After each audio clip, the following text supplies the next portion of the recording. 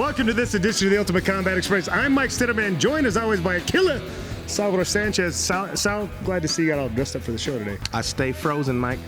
You look like the sky, you're so big. I'm just a big iceberg up in here. All right, Sal, very exciting show tonight. Lima Pule, you know, one of my favorite fighters. I know he's one of your favorite fighters. Going to go up against Big John Kafer in your main event. I'm excited for that. I can't wait, Mike. I heard this fight was going to go down. I didn't believe it at first. It was all over the internet. There's all kinds of hype about it, and it's finally going to happen. It's finally here. I can't wait to see it. You ain't never been on the internet.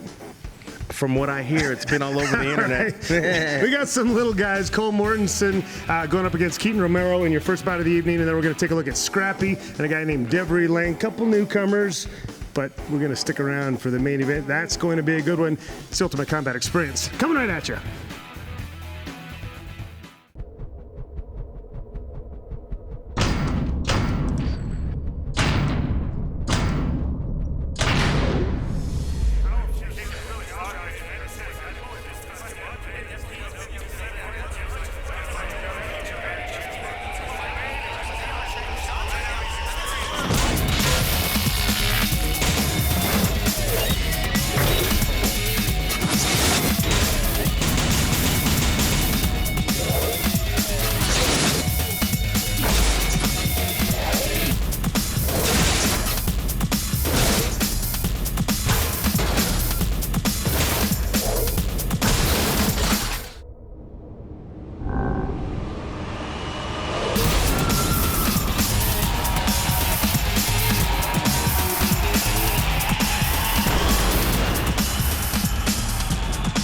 Your first bout of the evening, we got a couple little teeny tiny guys. When I say that, these guys are flyweights, 135 pounders.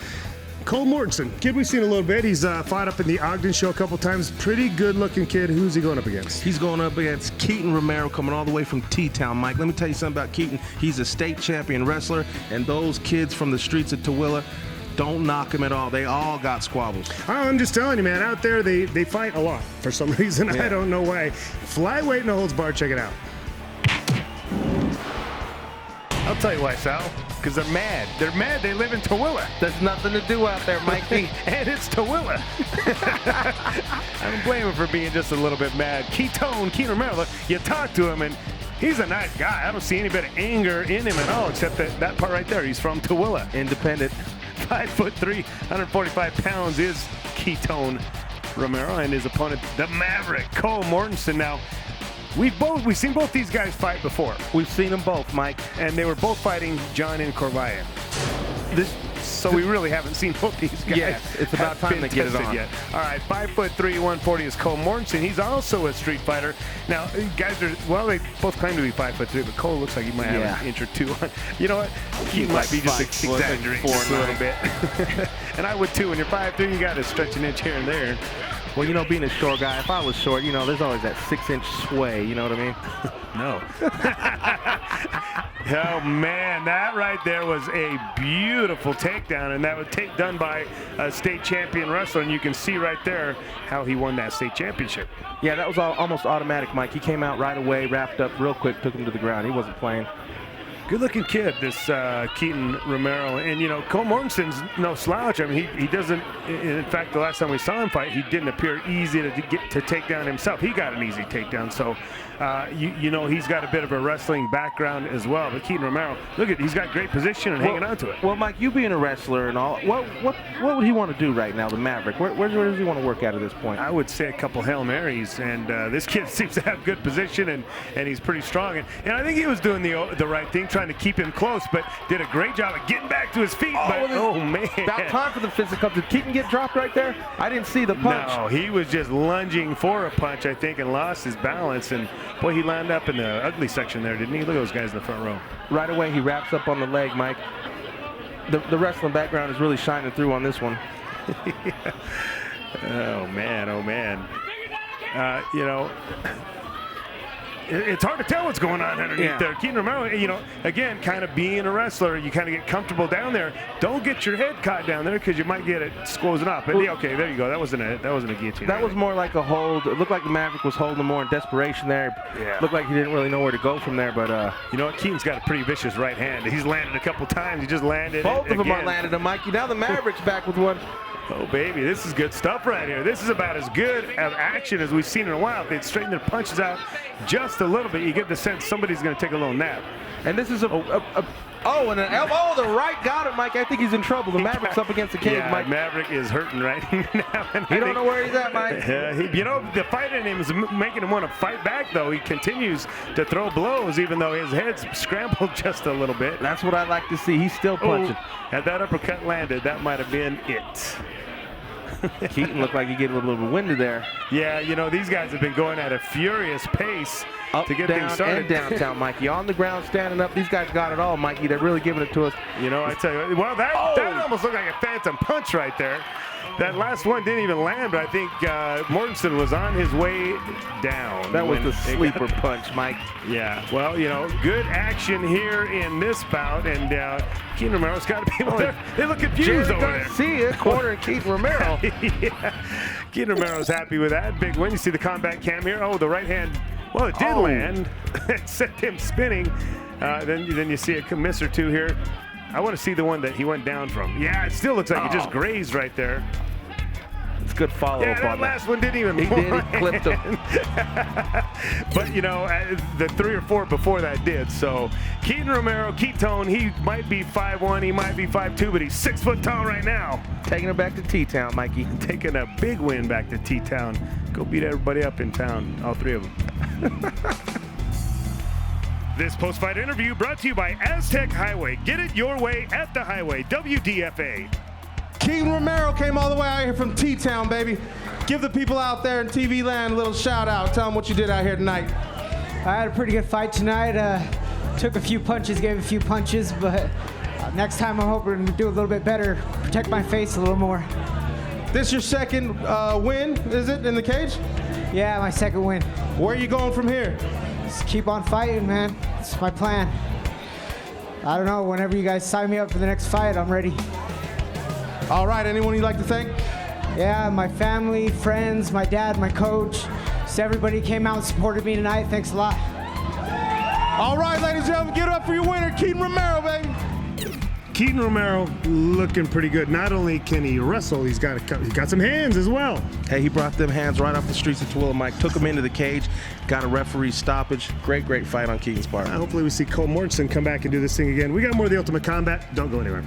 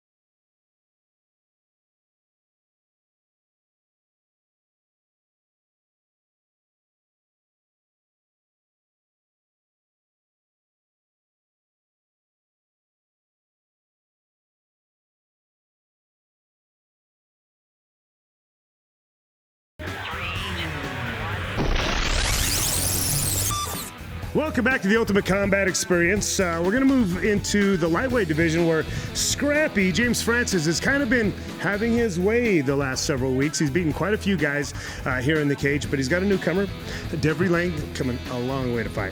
Devry Lainge said, look, I'm tired of kicking butt out here in St. George. I need some fresh booty. So he's coming all the way up here from St. George. Mike drove up here to take this fight. Let's see what happens. For those of you not from the area, that's about a 300-mile drive for a fist fight. Lightweight, no holds barred. Check it out.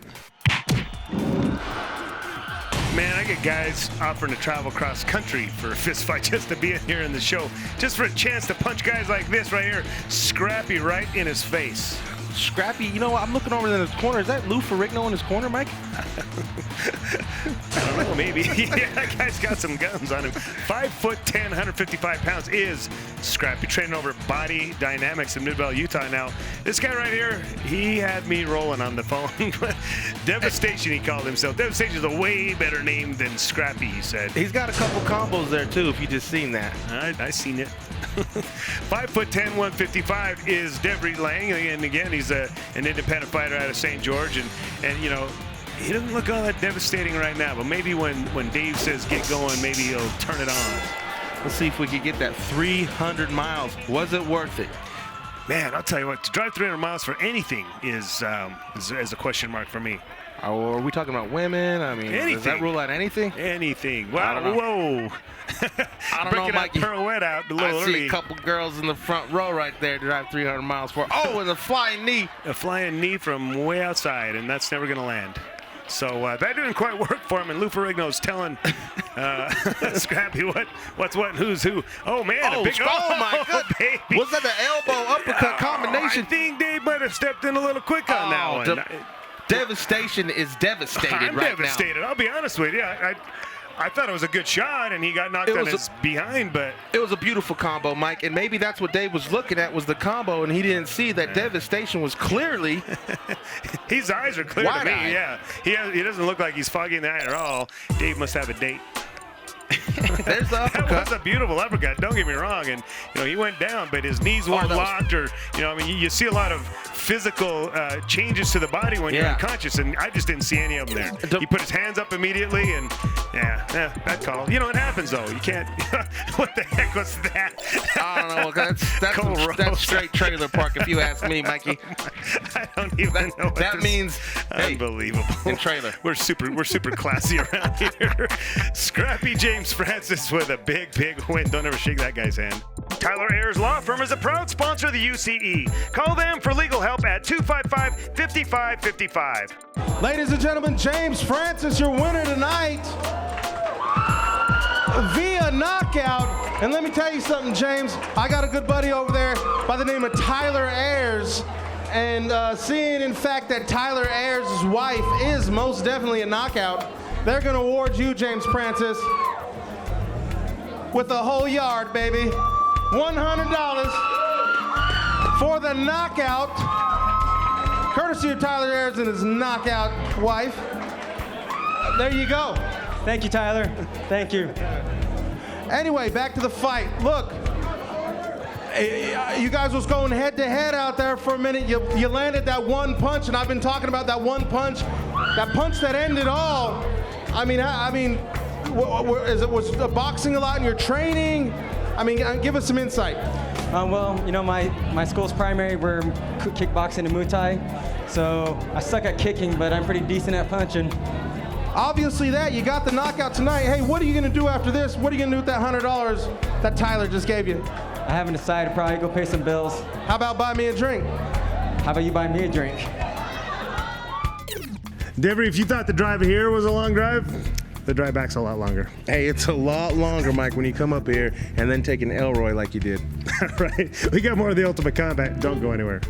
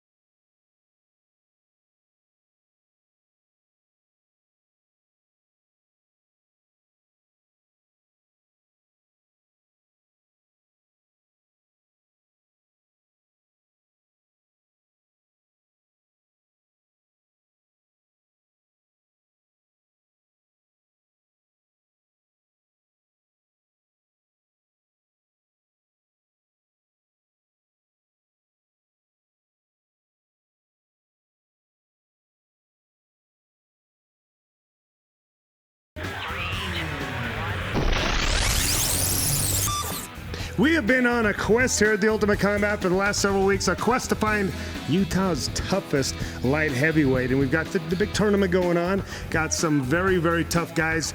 Sal, how do you see this thing shaking out? Hey, the tournament was stacked from the beginning, Mike, and now we're finally down to the last couple fighters. We got Big John, we got Lima Pule. It doesn't get any more exciting than that fight right there. All right, in case you have never seen the show or you lived in a hole or whatever and you don't know who Lima Pule is, we're going to give you a little peek into just exactly who Night Creeper is.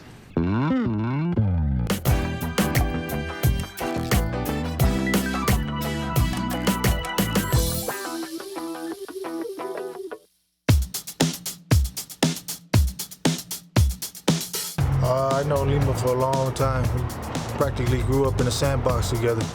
Lima Pule, Mr. No Love. Call me No Love because I got no love for my opponents in the ring. 220 ninth grade, Pete, 220 pounds ninth grade. I'll tell you about Lima. Lima weighed about 220 pounds, no lie. And I'm not talking about he was a heavy individual at all. He was 220 pounds. This cat would do back handsprings. You know what I'm saying? Yeah, I just remember Lima being a grown-ass man in a junior high. We didn't know if he was a student or what. He came in mid of the year. Yeah, and stuff like that, the kid Lima size, a grown-ass man, they should warn the whole school. You know, you're this little kid walking through, see that guy, like, oh, okay, I'll just go the other way. Actually, Black P introduced me to Mafu, and also he introduced me to Salvador in junior high, so that's how I met up with those guys. Remember one time we were in gym class and he called on the teacher, Coach Rushton, threw off his coat and everything and wanted to box the teacher. I thought that was pretty funny just because the coach was scared shitless. I used to get them all. Remember when you and Lima put the gloves on, man, for the first time out there? No, I just went to junior high with him for 1 year. I ain't even know him. Matter of fact, I think he thought he was the king of the school until I got there, and then you know what I mean, we had to throw him up to see who was the king of the junior high. So that's how we met. Every day after school, we'd bring the gloves. We'd bring the gloves to school, and then, you know, when school got out on the way home, we'd just pretty much pair up, you know what I mean, in the alley. Back in the days, we used to, you know, wonder, you know, who's the top dog in the junior high. So we used to just put on the gloves and chunk them on the side of the building on the side of a holiday. He was getting in them, man, but Lima had them, you know what I mean, them stone bricks at 14 years old, you know what I mean, grown man strength. Basically, I hit Lima with about 20 consecutive punches, unanswered punches, and all it seemed to do was piss him off. And he come in, you know, with the monster left hooks. I remember he used to stick his tongue out back then. He looked just like that. Boy, I gonna punch that tongue right off his mouth. Lima, man, just very powerful dude, man. He hits out with that left and that right, and it was good night, you know what I mean? And next thing you know, the clouds is just, you know what I mean? I was like, ooh, I think I just got knocked down, and got back up. And, it happened like a couple more times, and that was it. I was the king then, and I'm still the king. Nah, I'm just kidding. You know, we just worked it out. I took him under my wing, kind of, you know what I mean? Because I'm a year older than all those guys. You know, Maniac's a year older than me. I'm a year older than Sal. You know, Sal's, you know, it kind of go in, you know what I mean? Seniority. Grew up in the streets of Compton. He was, his family was living in South Central at the time, and of course, around the Harbor City area and the inner city, Los Angeles area. Actually, I met Maniac in California, and then I came, and then when he moved back, I moved back after I got out, and then that's how we hooked up together out here. His family took care of me when I had no place to go, no place to stay, and his mom and dad really took me in, and I felt like I was one of the boys, one of their sons. Well, after that, we had all pretty much went our different ways. He had moved away, I had moved away, and I had lost contact with him for a couple years. I was watching the fights one night, and I seen my homeboy get knocked out. Way to start the night, a big kick, and he came with a left and drilled him, knocked him down. After the fight, he came back, he got knocked out and came back and won. Go on, and there it is, the winner out of the red corner, Salvador Sanchez.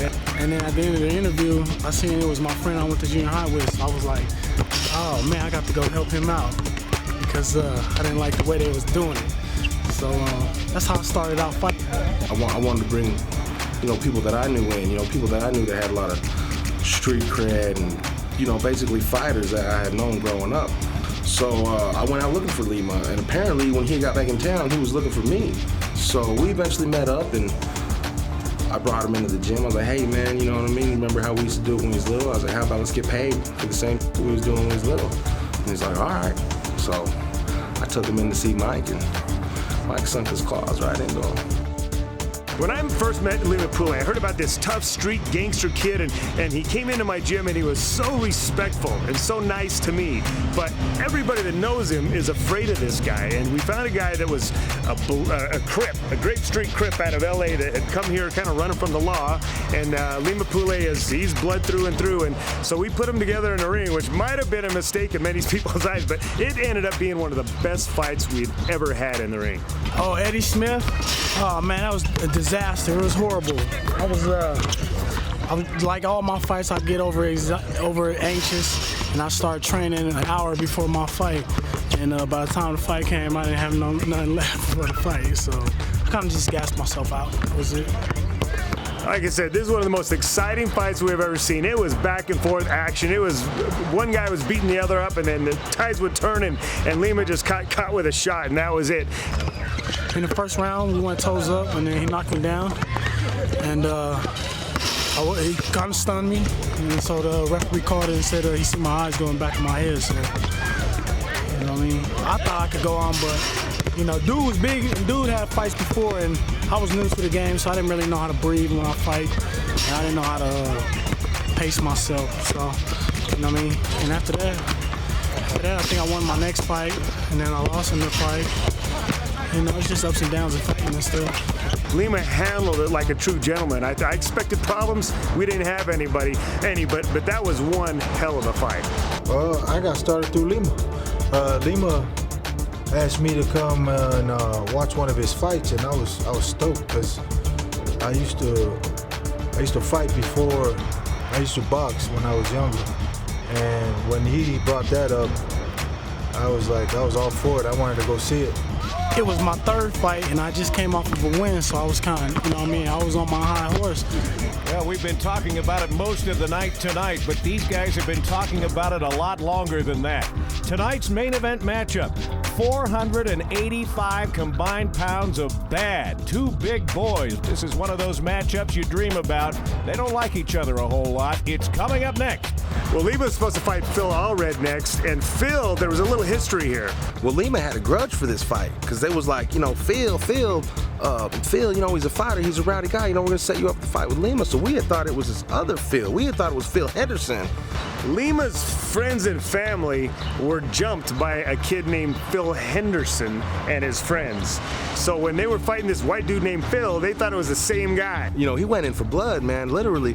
And I remember we was walking down the stairs right before the fight. We was coming out for the fight, and we got into the ring, and Phil Allred had taken his hood off.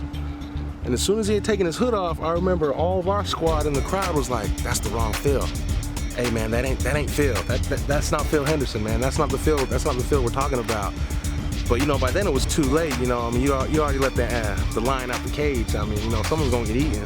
You know what I'm saying? So I was like, well, I better not tell Lima this till after the fight. So I was like, get him, Lima. That's him. We're gonna get him. You know. Phil was huge that day. That day he was on like the peak of Phil Allred, dude. He was just huge. That guy was a beast. The tension and the excitement, I mean, it was unbelievable, you know. Actually, I was real nervous that fight.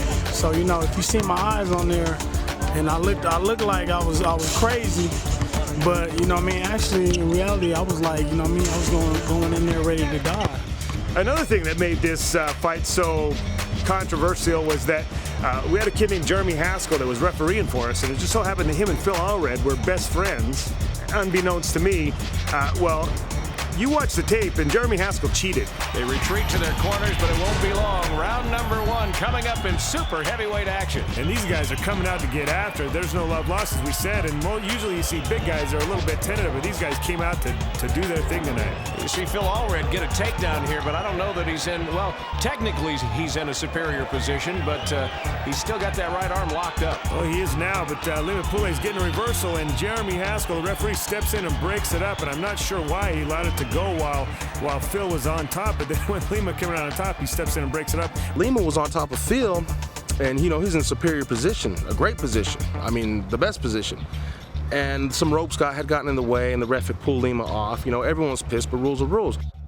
We're going to get started back on our feet, and Lima Pule shows his thing right there and gets another headlock on.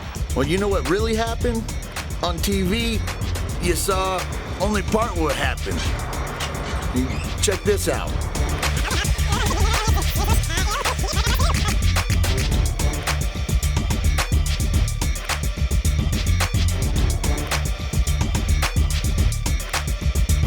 Well, later on in the fight, same predicament. This time it was Lima.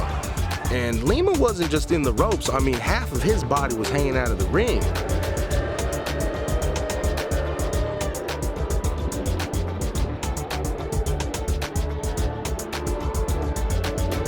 Doing a little showboating, and then he just drills the head of Phil Allred down into the mat. And Phil looking to get that full mount position. He almost got rolled completely over there. Got the head drill, as you mentioned, a la pile driver there. But now Phil Allred's able to get on Lima Pule's back, and Lima does not want to give up his back right here because Phil Allred knows how to choke you out. You got a big old python he wants to wrap around your neck, and he's doing just that. See how long Lima can hold on here.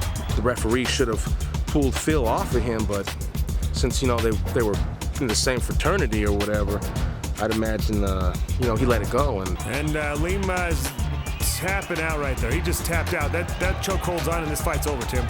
Boy, and Lima not going to be happy about this, and I'll tell you somebody else who isn't, and that is Salvador Sanchez giving some word there to Haskell. You'll see it as it happens. That ref knows what happened. We had bad officials that night. It's really a black eye on our organization because Lima got screwed in that fight, and you'll have to see the footage to see what I'm talking about. It was crazy after that. It was our first time being at an event like that, and, being from the hood, you don't really know how to act. You see one of your partners go down, and your natural reaction is to get up there and have his back. It was crazy after that fight, man. It was just all-out brawl, inside and outside the ring. Phil had his guys, Lima had his guys, and it was just a fight waiting to explode.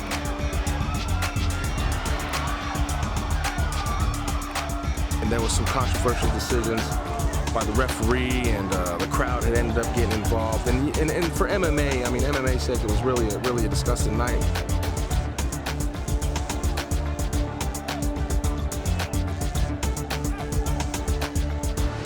A riot erupted. Please stay in your seats. Stay in your seats. And actually, that's the first time I ever seen or met Maniac. Well, people's fighting. Like, I turned around this corner and I seen like 4 big old dudes just laid out, sprawled out on the floor, like they was taking a nap. And I turned around to see who did it, and there's Maniac standing just like this. He dropped all 4 of them cats, and I was like, who the hell is this guy, It was an ugly scene, really compounded by the other factors. I had the nerve to come back and ask Mike if I could fight, and he looked at me like, are you crazy? I just seen you over there trying to mess up my show, and now you want to fight? But all that was squashed. Everything got sorted out, and now I'm about almost 40 fights deep in the game. That's what everybody keep telling you when you come in this game. This is a sport, you know what I mean? You can't lose and then blow up the whole club, you know what I mean? You just start fighting everybody out of the club. Well, Lima set up to fight John Kafer. I'd seen John Kafer around in the gym. He trains at the UCTC, and he's a young, up-and-coming, strong kid, and I knew he was healthy. You know what? Actually, I seen Keifer fight a couple times on TV, and I was like, man, this dude's a beast. You know what I mean? He's gonna be up here in contenders wise. I knew I had to meet up with him sometime. Or I knew we're gonna have to meet up sometime. So when I heard Mafu was fighting him, I figured I get a chance to see both of them in action, and I train with Mafu, so I know what Mafu can do. I never seen Keifer, so I was anxious to see them fight. Well, the way I see it is, he's right there. It gives you a reason to push yourself harder. See him training his ass off. You got to push yourself just to put on a good fight, give him a competition. So with him right next to me, I like. It's giving me a reason to push myself harder. As far as where Lima was at, like I said, he comes and goes, and I really wasn't sure where Lima was at with his training and his conditioning. So I was a little, confused about the whole fight coming up. Lima's fought everybody. He's fought people from Vegas. I mean, anywhere. Lima will fight anybody. That's what I should say. Let me put it that way. Lima will fight anybody, anytime, anywhere. It doesn't matter. And I knew he would be ready for whoever he was fighting. So it should be pretty interesting. I mean, you got this young, strong bull, and then you got, the OG of UCE, I guess. And yeah, it's going to be a good one. That is Night Creeper, the creep, no love, Lima Pule. He is one of a kind. He's certainly a character. He certainly is, Mike. And I'm glad that we ran this little episode like this, because finally the fans, the UCE fans, get to know the other side of Lima Pule, the side of Lima Pule that I know. The side of Lima Pule that I know as well, man. He certainly is a lot different than you probably thought he was. Now we're going to get a chance to see the Lima Pule that you do know. In the cage, the wild man, when we come back. I'm going to be on my toes. I'll be ready for you.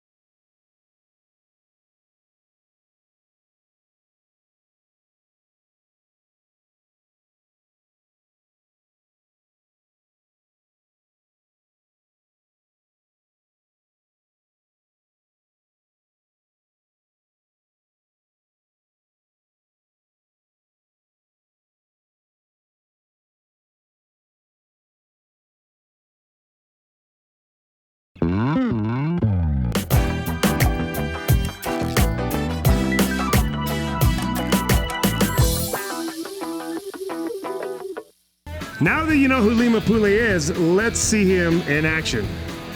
That was a tearjerker, Mikey. All right, well, he's got his hands full with John Kafer. Check it out. Sal, but I got to tell you, this entire light heavyweight tournament has been, it's been a thrill for me. This has been really, really, really cool. The fight is finally here, Mike. The much talked about Lima Pule and John Kafer. Finally, I've been waiting. You know, it's old school versus new school, and Lima is certainly old school. 5'11", 205 is no love. The Creeper, Night Creeper. He goes by so many names, but he's going up against that guy, the one and only, the mercenary, John Kafer. Big John, I'm telling you, Mike, this guy, I mean, he looks like he just walked off some statue thing up in Greece. He does. 6'4", 205 pounds is the mercenary. Both guys are training out of the Ultimate Combat Training Center, which is, again, to some people just a little bit unusual that they be fighting each other, but what a great match. Hey, these guys want to fight. You know what? Exactly. Everybody wants to knock people for that. Look, when it's time to get paid and you're a professional. And it's time to go for the belt. Let's not forget about the belt. We're going for the belt here, so I don't got to kill their mama for that belt. Yeah, you know, and again, the matchup here is great because their styles are so different. Touch of the gloves here. Lima Pule, a brawler, you know, a street fighter, and John Kafer, kind of a technician on the ground, but his stand-up's a little bit suspect. So this is going to be interesting. Yeah, well, this is definitely the man to test your stand-up against. Well, absolutely. The thing is, you know, John Kafer has that long reach, so there's a little room for error for him. There really is no room for Lima to make any mistakes here because you don't want to get underneath John Kafer here. He's got to get this takedown, or he might have, you know, exposed himself a little bit. And you know, Lima's a shorter guy for this division, Mike. You know what I mean? He's always fighting guys taller than him, 5-6 inches taller than him. You know why? He can't stay out of the buffet, man. Hey, and he's built like a brick house. Yeah, he is. Those calves, man, are just ridiculous. That's where all the weight are in his calves. Yeah. Okay. So Lima Pule in a place that he didn't want to be, but you know, we've seen this more than once. We've seen Lima Pule in arm bars that were looking like rainbows against highly skilled jiu-jitsu guys, and he's gotten out of them. I remember that Vegas came down and they got their lights put out. Yeah, you know, so Lima Pule, I wouldn't be too concerned about him right now, other than the fact that John Kafer is just a powerhouse. Everybody that's grappled him said he gets on you, and you know he is on you. And right now he's really just kind of punishing Lima a little bit, hipping into him, trying to stretch him out a little bit, and throwing a shot in here and there. Well, he's definitely using, or he's definitely a lot more technical than Lima right now. But this is what Lima does. He upsets you and get his hips up high here and almost got out from underneath. John Kafer doing a great job of getting back there. I thought he was going to get dumped off the front there. Yeah, and you know, for John to barely start off, I mean, he seems real calm right now. I mean, he looks like a vet out there himself, Mike. He is. He's had a few fights here. I mean, he's had 3 or 4 fights, and that is the huge difference. I'm not so sure that if these guys fought in Kafer's first fight that he would be in the same position he is now, even though he's not technically that much better now. He's just more seasoned. Yes, much seasoned. Nice and calm. He's working the choke right now. No, man, this would be a very anticlimactic finish to this fight if it ends right here. You just can't count Lima out, though, Mike. I'm telling you, every time you think he's out, you pull him back in. And vice versa, you know. I mean, we've seen Lima on top, and he'll do something crazy too. So you just never know what to expect with this guy. But Keifer just looks he looks like he's got that position, and this round is really starting to go on and on. It's to be able to ward off Keifer for this long can really be taxing. Yeah, you know, Lima, there's really not a lot of damage done to Lima, so I think Lima's probably going to, you know, maybe win this one out and see what happens here in the second round. Hopefully, you know, start back on the feet because he is not where he wants to be right now, Mike. The second round still isn't here. You know, we've got to get there first. And Keifer just punching the shoulders here, which I'm kind of surprised by. I'm surprised he's not trying to throw an uppercut here and there. And, well, with 10 seconds, will Lima make it into round number 2? This is going to be a photo finish. Well, yeah, it looks like he just might do it. Oh, yeah, Lima's much too smart of a fighter. All right, well, there you go. There you have it. That looked like that choke went on right at the very end. Clearly, John Kafer winning round number 1, but Lima's not much of a guy that watches the judges' scorecards. And, you know, look at that. Krisman's working his corner. Didn't they just fight a couple weeks ago? Man. Again, that's what I love about this show. These guys just fight each other. Now Krisman's working his corner and trying to help him, you know. Look, if I couldn't get there to fight this guy, I'm going to see if I can't help you to get there and beat this guy. I wonder what they're saying to Lima. I mean, what can you say to Lima? Honestly, you give him a little bit of water and let Lima do what Lima does, because he's not going to listen to you anyway. And this is good for Lima. Now they're back on the feet, which is where Lima wanted to be last round, but couldn't make it to the feet. Is that Hank Weiss? Oh, the fight. He's ready. He fights the winner of this fight, and he's on. He's getting all hot and bothered, Mikey. He's hot and bothered. I can see that. I'm not really sure what's going on there. All right, we got round number 2 when we come back.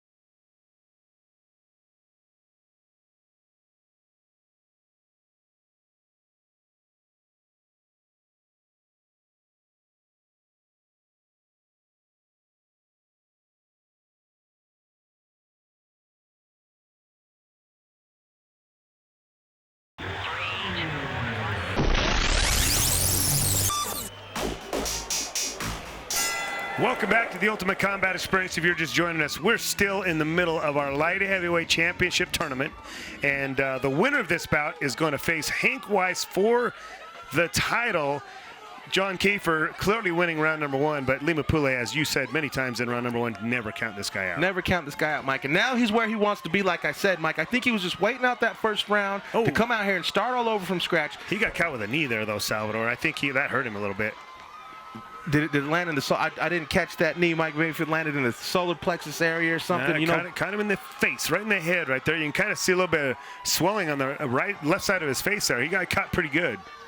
And now he's back on his back again, Mike. And this is again where Lima does not want to be. Yeah, this is certainly not where he wants to be. And yeah, I could just tell. I see his whole posture, his whole body, everything kind of changed when that knee landed. It just, really? And Keifer was able to get a takedown as a result. Man, you know, hopefully he can get back up on his feet somehow. But I don't really see a lot of energy going on underneath there. No, I don't. He looks pretty gassed, Mike. And that's why I thought, you know, maybe the knee went solar plex or something, because right now Lima's looking a little fatigued. And, you know, oh man, is he it. tapping? Is he tapping? Wow, yeah, he did. Oh, Okay, man. had an Americana in there. And a lot of that, I think, had to do with the knee. And John Kafer, very solid performance here. Is it good enough to beat Hank Weiss? That's the big question. A very good question, Mike. But, I mean, this guy, John Kafer, he's just been steamrolling his opponents. It's hard to say, because I think Lima matches up better to Hank, better than John Kafer does in many ways, because he's such a brawler, you know. So unorthodox. Right, but, you know, Kafer being kind of strong where I think Hank might even be a little bit stronger. So this is going to be good. I tell you what, Hank is definitely the man to test you. Well, he's certainly the guy to beat. But you know, John Kafer's in the finals now, and so now he's it's one against one. John Kafer's on a winning streak, Mike. Yeah, he is. And you know he's becoming like some swollen genitalia. You just can't beat him. Lima Pule is okay. You can see right there his face is a little bit swollen up, but he's going to be all right. John Kafer, though, man, he's got his hands full for him next week, and I can't wait for it. I know you can't wait for it. Right here, the big win for the mercenary.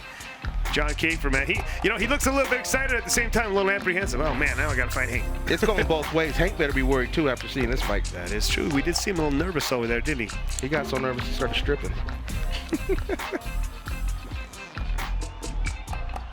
Have your custom website designed for only $399 at www.399designs.com. Lima, we got lots to talk about over here. First of all, you've been doing this for just a little bit. You've been doing this for a while. You're what they call old school UCE. You've been here since, virtually day one. And tonight you got beat by a youngster. Guy ain't been around so long. And we talked leading up to this fight. It was important to you to come back and show these youngsters who was boss. Yeah. It didn't happen tonight, man. Talk me through it. Tell me what happened. So training, I lost focus on training. I forgot what it was to be a trainer or a fighter. But I'll be back, man. You know what I mean? This is just lessons. Okay, so that's the important part right there. Lima, you're not done.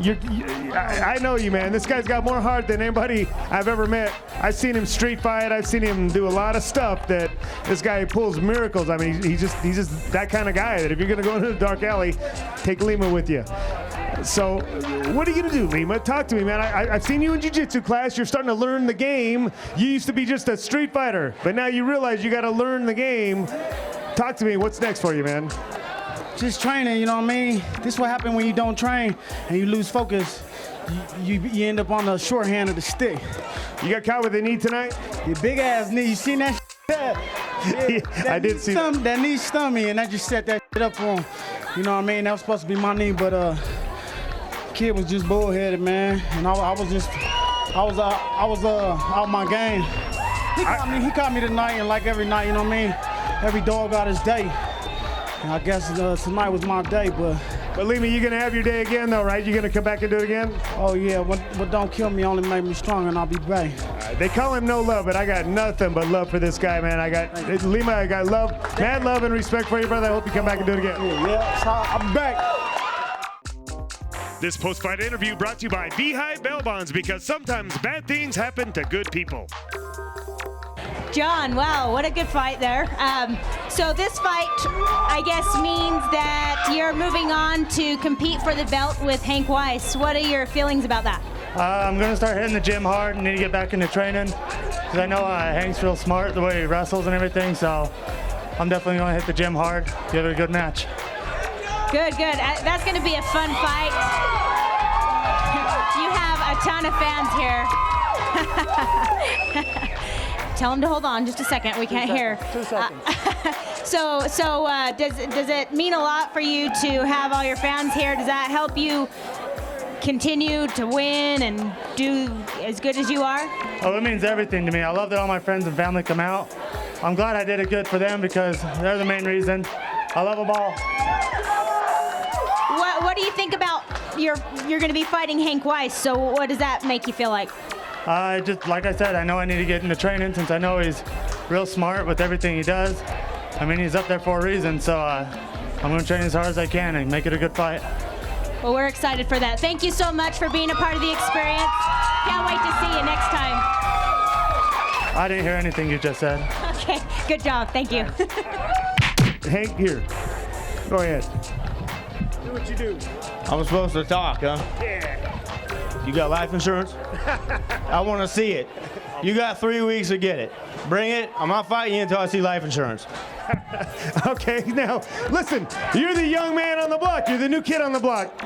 You can do better than that, right? I know I'm not good at talking smack, but I just kind of expected more out of him. I've heard better stuff out of him. Hey, listen, man, I got washboard abs that do all my talking. You know what I'm saying? You want me to do some laundry for you? I'm helping you out here. Pretty good so far, right? Go ahead. The smack talk is a very important part of the fight. Very important. It's like anything. You have to prepare for the smack talk. I'm put on the spot right now. You gotta have a game plan for the smack, and I always do. But so I'll go back. I got 3 weeks to come up with some stuff. Okay, all right. So at least if nothing else, we're gonna have a hell of an argument out of this, right? John Kafer, talk to me. What's your prediction in the final?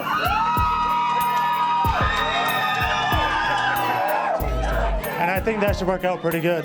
Very, very nice. All right, so what John said was, all right, so John, go back, get your mad smack talk game on, as well as your training, and come back and do this thing. You guys, touch it up right here. I'm looking forward to it. I know y'all, give me a little pose down right here. Oh, that's it right there. That's it. Come back 3 weeks. We're gonna do this. That's gonna put a wrap on this edition of the Ultimate Combat Experience.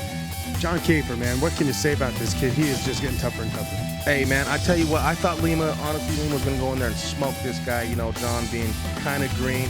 But he really proved himself out here tonight, Mike, and I think he's a force to be reckoned with. Well, in fact, next week we're going to take a little peek into just exactly who John Kafer is, get a little background on him.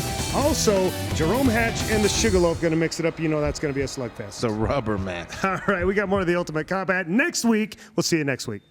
Lima, man, is definitely a tough dude, and I'm going to tell you like this. Everybody has their nights. Anybody that's ever been in a fight, they know. You know what I mean? Everybody has their night, and that night wasn't Lima's, unfortunately. But, props to the other fighter, you know what I mean? He's a tough kid, you know what I mean? And that's how it goes, man. That's how the cookie crumbles, you know what I mean? You win some, you lose some. All we can do is just, correct our mistakes and try to bounce back. You know what I mean? Keep going.